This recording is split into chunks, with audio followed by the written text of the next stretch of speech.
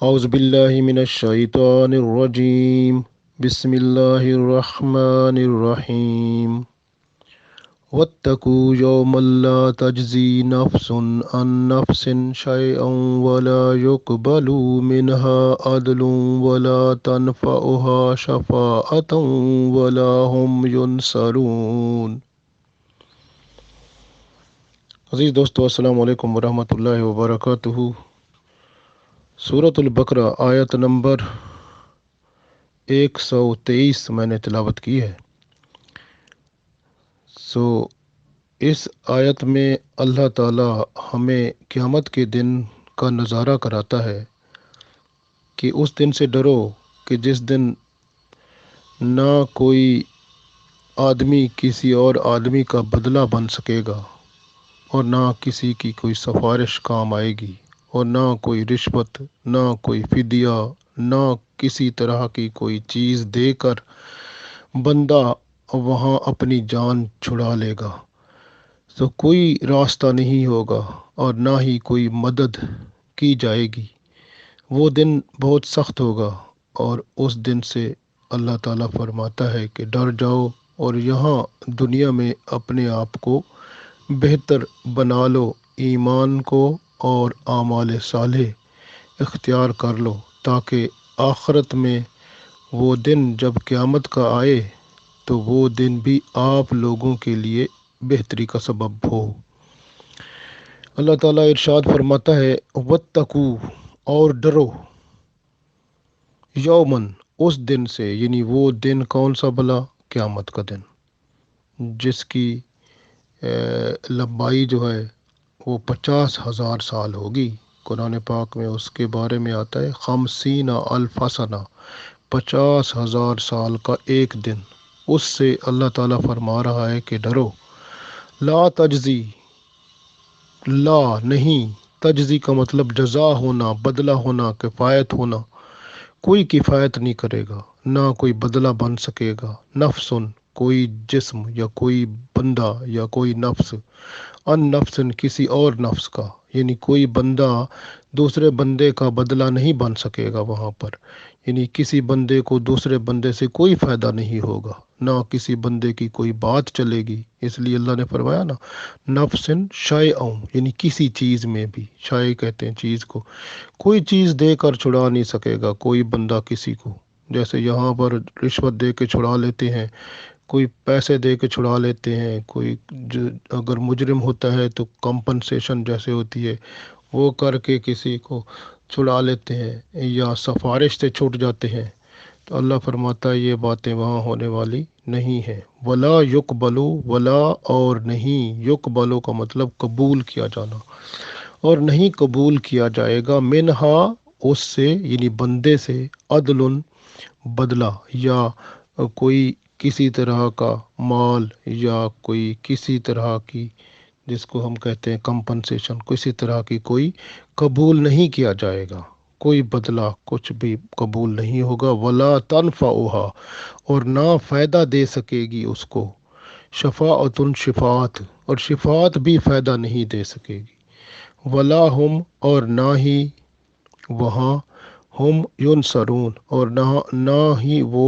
وہاں پر مدد کیے جائیں گے، یعنی مدد بھی نہیں ملے گی۔ اب دیکھیں نا، کتنی اللہ تعالیٰ نے خوبصورتی سے یہ ہمیں دنیا میں سب کچھ بتا دیا ہے، تاکہ آخرت میں آئیں تو تیار ہو کر آئیں۔ اللہ تعالیٰ نے فرمایا نا کہ اس دن سے ڈرو، نہ کوئی بندہ کسی کا کوئی بدلہ بن سکے گا، یعنی کسی چیز، کوئی چیز دے کر چھڑا نہیں سکے گا دوسرے کو بندہ، یا بندہ بذات خود کہے کہ میرے پاس اتنا مال تھا، اتنا سب کچھ تھا، اتنا سی چیزیں ہیں، اس کو لے کے میری جان چھوٹ جائے، کچھ بھی نہیں ہوگا۔ اور نہ کوئی بدلہ، کوئی بندہ اپنا سب کچھ دے کے دوسرے کو چھڑا سکے گا، یہ بھی نہیں ہوگا۔ تو وہاں پر کسی کا کوئی بدلہ نہیں بن سکے گا، اور سفارش بھی کسی کی نہیں چلے گی، تو اور نہ ہی شفاعت، اور نہ ہی مدد، اور نہ کوئی فدیہ، اور نہ کچھ اس طرح کی بات۔ تو اس وجہ سے اللہ تعالیٰ نے یہاں پر دنیا میں بس 2 دروازے کھول رکھے ہیں۔ ایک دروازہ ہے توبہ استغفار کا، کہ آپ معافی مانگو، توبہ کرو، اور اس کے بعد اپنے اعمال اور ایمان کو ٹھیک کر لو، کیونکہ غلطیاں کوتاہیاں تو ہوتی رہتی ہیں، لیکن یہ ہے کہ اللہ تعالیٰ بھی اتنا مہربان ہے کہ توبہ استغفار کا اس نے دروازہ کھول رکھا ہے تاکہ بندے معافی مانگیں اور توبہ کر لیں، تاکہ آئندہ ایسی کوئی باتیں دوبارہ نہ ہو سکیں جو غلطیاں بندے سے ہو جاتی ہیں۔ پھر وہ اپنے اعمال کو ٹھیک کر لیں، اس کی اصلاح کر لیں، اعمال صالح ہو جائیں گے۔ صالح کا مطلب ہوتا ہے جو اصلاح شدہ ہو جائے، یعنی جس میں درستی ہو جائے۔ اس لیے ہم کہتے ہیں نا صالح اعمال، نیک اعمال، وہ جس میں اصلاح ہو جاتی ہے۔ غلطی ہوتی ہے بندے میں، یہ تو بندے میں غلطی پاسبل ہے، ممکن ہے، تو اس لیے بندہ اس کو ٹھیک کر لے، تو اصلاح کر لے۔ جب اصلاح کر لے گا اپنے اعمال کی تو وہ بن جاتا ہے صالح عمل۔ تو صالح کا مطلب نیک عمل، تو نیک اعمال ہو جاتے ہیں، اور ایمان بھی اچھا ہو بندے کا، ایمان کو دیکھ کے کہیں کوئی غلطی تو نہیں ہو رہی کسی بات پر، جو ہمارا عقیدہ ہے، جو کہ ہمارا یقین ہے، وہ خراب تو نہیں ہو رہا۔ ایمان کو بھی دیکھے اور پھر اعمال صالح بندہ کرے،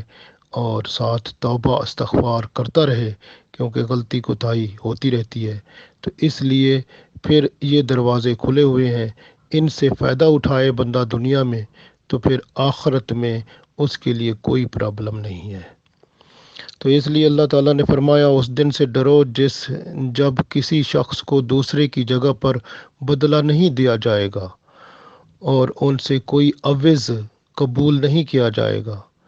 کوئی شفاعت یا سفارش اس کے لیے فائدہ مند نہیں ہوگی، اور نہ ہی ایسے لوگوں کی مدد کی جائے گی۔ اس آیت میں خاص طور پر وہ جو یہودی اور عیسائی ہیں، جو بنی اسرائیل کے، کیونکہ حضرت یعقوب علیہ السلام کی جو اولاد ہے، یہ انہی کو ہم کہتے ہیں بنی اسرائیل۔ یہ بنی اسرائیل، یہودی بھی بنی اسرائیل ہیں اور عیسائی بھی بنی اسرائیل ہیں، یعنی یعقوب علیہ السلام کی اولاد ہیں۔ تو وہ جو یہودی ہیں وہ تو عقیدہ رکھتے ہیں سفارش کا کہ حضرت ابراہیم علیہ السلام ان کے باپ دادا ہیں، وہ ان کو چھڑا لیں گے، ان کی شفاعت کروا لیں گے۔ تو حقیقت میں جو کافر ہے اس کی کوئی شفاعت نہیں ہے، کیونکہ جب یہ شرک کرنے والا جو بھی بندہ ہے اس کے لیے کوئی شفاعت نہیں ہے، اور جو رسولوں کا انکار کرنے والا ہے، یہ یہودی تو انہوں نے تو رسولوں کو اور نبیوں کو قتل کیا ہے، اور آپ نے پہلے بھی کتنا حد تک پڑھا ہے کہ یہودی جو ہیں ان کی سازشیں کیسی تھیں کہ یہ اللہ کے ساتھ وعدہ کر کے مکر جاتے تھے۔ تو اس لیے جو ہے قیامت کا دن ان کا عقیدہ کام نہیں آئے گا، کیونکہ شفاعت جو یہ چاہتے ہیں ابراہیم علیہ السلام سے، وہ کہاں کریں گے؟ وہ تو ابراہیم علیہ السلام تو اللہ کے ساتھ کتنی محبت کرتے ہیں، اور اللہ تعالیٰ شرک کے سوا سارے گناہ معاف کر دیتا ہے، لیکن جو شرک کرنے والے ہیں ان کو کیسے معاف کرے گا؟ یہ عزیر علیہ السلام کو تو اللہ کا بیٹا مانتے تھے،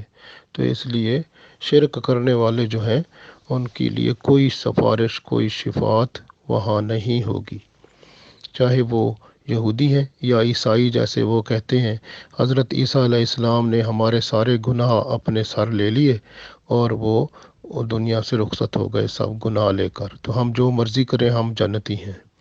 یہ بات نہیں ہوگی، کیونکہ وہ عیسیٰ علیہ السلام کے بارے میں وہ عقیدہ رکھتے ہیں وہ وہاں پر ہمیں چھڑا لیں گے۔ یہ بات بالکل نہیں ہے، اور عیسیٰ علیہ السلام اگر دوبارہ اب آئیں گے تو وہ رسول اللہ صلی اللہ علیہ وآلہ وسلم کا کلمہ پڑھیں گے، اور تبلیغ دین بھی رسول اللہ صلی اللہ علیہ وسلم کی کریں گے، شریعت محمدی کی تبلیغ کریں گے، دین اسلام کو پھیلائیں گے، اور ساتھ جو ہے وہ امام مہدی جو رضی اللہ تعالیٰ عنہ، ان کی جو ہے ان کے پیچھے نماز پڑھیں گے حضرت عیسیٰ علیہ السلام جو ہیں۔ تو اس وجہ سے حضرت عیسیٰ علیہ السلام جو ہیں اللہ تعالیٰ کی رحمت سے وہ رسول اللہ صلی اللہ علیہ وآلہ وسلم کے امتی بن کر آئیں گے۔ تو اس لیے یہ خیال رکھنا ہے، ہم نے ہمارا عقیدہ یہ ہے کہ حضرت عیسیٰ علیہ السلام کو اللہ تعالیٰ نے زندہ سلامت اٹھا لیا تھا اور ان کی شکل کا آدمی بنا لیا تھا، جس کو انہوں نے وہ پھانسی دے دی تھی، اور پھر یہ سمجھتے ہیں کہ حضرت عیسیٰ علیہ السلام وصولی پر چڑھ گئے اور ہمارے سارے گناہ بھی ساتھ لے گئے۔ یہ غلط عقیدہ ہے۔ تو ہمارا مسلمانوں کا عقیدہ یہ ہے کہ ہم جو ہے حضرت عیسیٰ علیہ السلام کو اللہ نے اٹھا لیا، اور عیسیٰ علیہ السلام اللہ کے پاس موجود ہیں، وہ زمین پر دوبارہ آئیں گے اور رسول اللہ صلی اللہ علیہ وسلم کے امتی بن کر اور آپ صلی اللہ علیہ وسلم کے دین کو پھیلائیں گے اور شادی بھی کریں گے۔ اس کے بعد جو کہ حدیثوں میں مختلف طرح سے شریعت میں نظر آتا ہے، تو رسول اللہ صلی اللہ علیہ وسلم کی قبر مبارک کے ساتھ جگہ خالی ہے، وہاں پر وہ حضرت عیسیٰ علیہ السلام دفن ہوں گے۔ دنیا سے جب رخصت ہوں گے تو وہاں وہ دفن ہوں گے انشاءاللہ۔ تو یہ جو ہے بات ہے، تو اس وجہ سے عیسائی اور یہودی یہ شرک کرنے والے ہیں، کیونکہ عیسائی بھی حضرت عیسیٰ علیہ السلام کو اللہ کا بیٹا سمجھتے ہیں، نعوذ باللہ، استغفر اللہ۔ تو اس وجہ سے تو یہ جو شرک کا عقیدہ رکھتے ہیں، ان کے لیے کسی قسم کی کوئی سفارش شفاعت بالکل نہیں ہے۔ اسی طرح آپ ذرا ہندوؤں کو دیکھیں، ہندو جو ہے نا، اس میں سب سے جو ٹاپ موسٹ جو اوپر والی قوم ہے ان کی، اس کو برہمن کہتے ہیں۔ یہ برہمن جو ہے نا، وہ بھی حضرت ابراہیم علیہ السلام کو مانتے ہیں۔ اگر ان کے پیچھے جائیں نا، تو یہ بھی ابراہیم علیہ السلام، یہ بھی مسلمان تھے، ان کے آباء و اجداد، پھر یہ جو ہے بگڑے ہوئے بن گئے، راستہ بھٹک گئے، اور پھر راستہ بھٹک گئے تو پھر یہ اسلام سے ہٹ گئے، کیونکہ ابراہیم علیہ السلام کو کیا کہتے تھے، یہ برہما سے پھر برہمن بن گئے۔ تو یہ ابراہیم علیہ السلام سے ہی برہما، ابراہیم سے برہما ان کو کہتے تھے، پھر برہما سے برہمن بن گئے، یعنی ابراہیمی۔ تو یہ برہمن جو اصل لفظ ہے ان کا، یہ برہمن کا مطلب ابراہیمی ہے، یعنی ابراہیم علیہ السلام کے۔ تو یہ بھی اصل میں دیکھیں تو ان کا عقیدہ بھی اسی طرح ہی بنتا ہے، لیکن یہ بھٹکے ہوئے ہیں، اس لیے ان کے پاس وہ بات نہیں ہے۔ لیکن اس کی سٹوری دیکھیں، اس کی پیچھے تاریخ دیکھیں، تو اس سے یہ معلوم ہوتا ہے یہ ابراہیم علیہ السلام کے ہی دین پر تھے، لیکن پھر یہ بھٹک گئے، اور یہ اب برہما پھر برہمن بن گئے، اور پھر اس کے بعد انہوں نے باقیوں کو کہ کہا کہ وہ ابراہیم علیہ السلام پہ وہ نیچے والی ذاتیں بنا لی انہوں نے، پھر آہستہ آہستہ تو اس طرح سے اب کتنی ساری ذاتیں ہیں، شودر جو ان کے لاسٹ والے ہیں، تو ان کو تو کچھ بھی نہیں سمجھتے۔ تو یہ اس وجہ سے یہ ہندو جو ہیں وہ بھی اسی طرح کی چیز ہیں، لیکن اب کیا کرتے ہیں کہ یہ برہما انہوں نے حضرت ابراہیم علیہ السلام کو بنایا، پھر ابراہیم علیہ السلام اور ان کے جو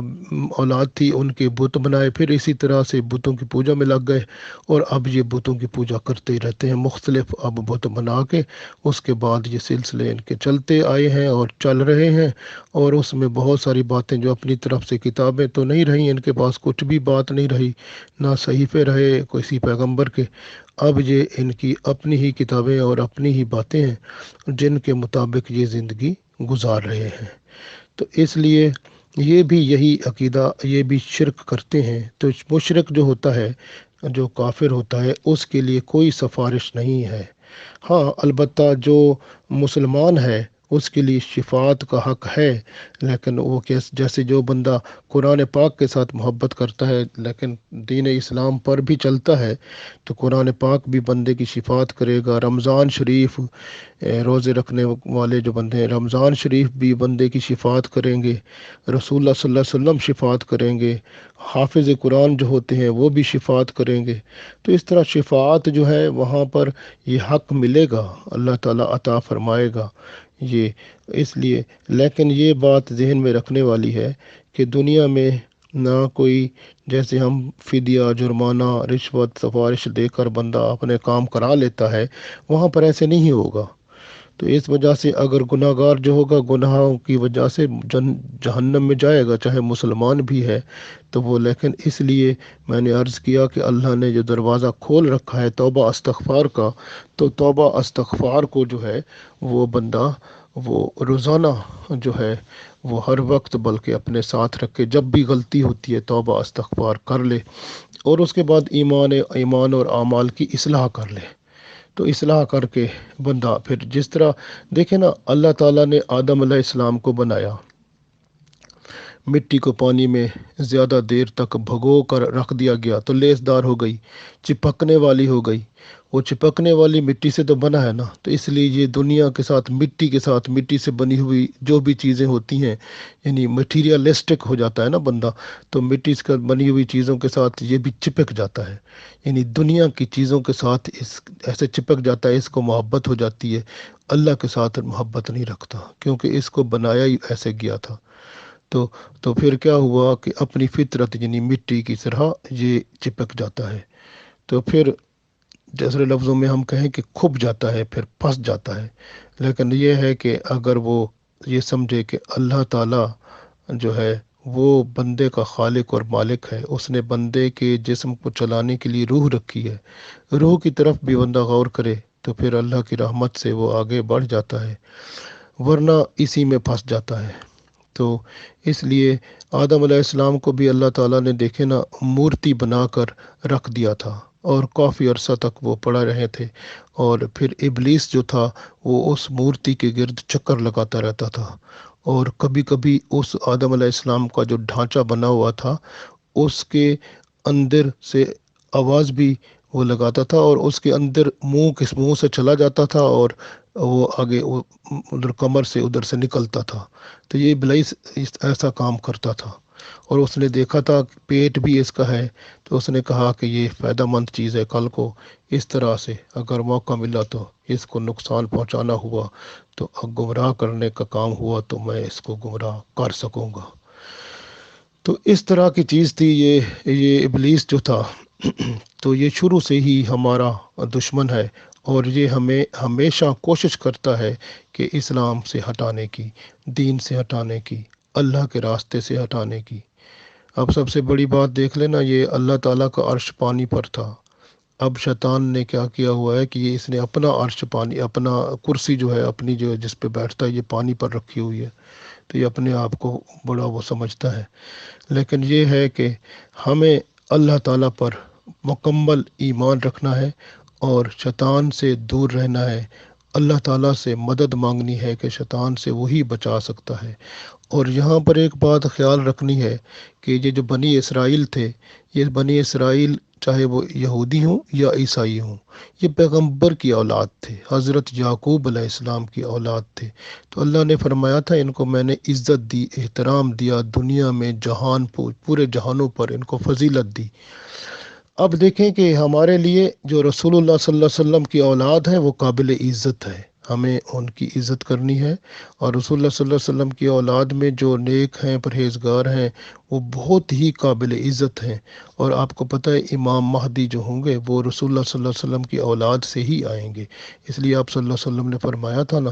کہ وہ جو ہے جو امام مہدی اس کا نام محمد ہوگا اور اس کے باپ کا نام عبداللہ، جیسے میرے باپ کا نام ہے، تو اس لیے وہ بھی رسول اللہ صلی اللہ علیہ وسلم کی اولاد سے آئیں گے۔ تو ہمیں سادات گھرانے کی عزت اور احترام کرنے کی یہاں سبق ملتا ہے۔ اور جیسے اللہ تعالیٰ نے یہاں فرمایا وَاتَّقُوا يَوْمَ لَا تَجْزِي،